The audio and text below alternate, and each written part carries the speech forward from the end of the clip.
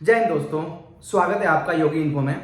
दोस्तों, आज हम बात करने वाले हैं यूएस एड के बारे में कि आखिर ये यूएस एड क्या है, ये इतने चर्चे में क्यों है, आखिर इसका उद्देश्य क्या है, इसकी स्थापना कब हुई थी, इससे किन लोगों को फायदा होता है। तो इन सभी टॉपिक पे बात करेंगे और डिटेल में चर्चा करेंगे। इससे पहले अगर आप लोगों ने मेरे चैनल को सब्सक्राइब नहीं किया है तो मेरे चैनल को सब्सक्राइब कर लें, ताकि जो भी न्यू अपकमिंग वीडियोस और इंफॉर्मेशन हो आप लोगों को टाइम टू टाइम मिल सके। यूएस एड की स्थापना 1961 ईस्वी में अमेरिका में हुई थी और इसका उद्देश्य था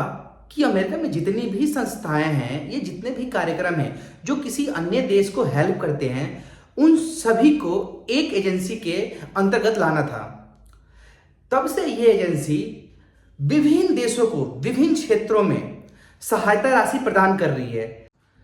आप लोगों ने एक न्यूज़ सुनी होगी, अमेरिका के राष्ट्रपति डोनाल्ड ट्रंप ने भारत में एक इल्ज़ाम लगाया था कि जो अमेरिका के पुराने राष्ट्रपति जो बाइडेन थे, उन्होंने भारत को यूएस एड के माध्यम से 21 मिलियन की सहायता राशि दी थी, ताकि भारत में मतदाताओं की संख्या को बढ़ाया जा सके, मतदाताओं की भागीदारी को इस चुनाव में बढ़ाया जा सके। और इसको लेके डोनाल्ड ट्रंप ने एक स्टेटमेंट जारी की थी कि उनको ऐसा लगता है कि जो पुरानी सरकार थी उसने भारत में चुनाव को प्रभावित करने के लिए ये यूएस एड की राशि दी, ताकि जो अपोजिशन की पार्टियां हैं उनको ये राशि मिल सके और उस चुनाव को प्रभावित करके जो मौजूदा सरकार है उसको हटाया जा सके, गिराया जा सके। लेकिन दूसरे ही दिन राष्ट्रपति ट्रंप ने एक और स्टेटमेंट और बयान दिया, जिसमें उन्होंने ये कहा कि यूएस एड के माध्यम से बांग्लादेश को भी $29 मिलियन की सहायता राशि दी गई, जिससे वहां पे जो छात्र आंदोलन हुआ, जिसके थ्रू जो वहां की प्राइम मिनिस्टर, पुरानी प्राइम मिनिस्टर थी शेख हसीना, उनको अपना सत्ता छोड़ के भारत में शरण लेना पड़ा।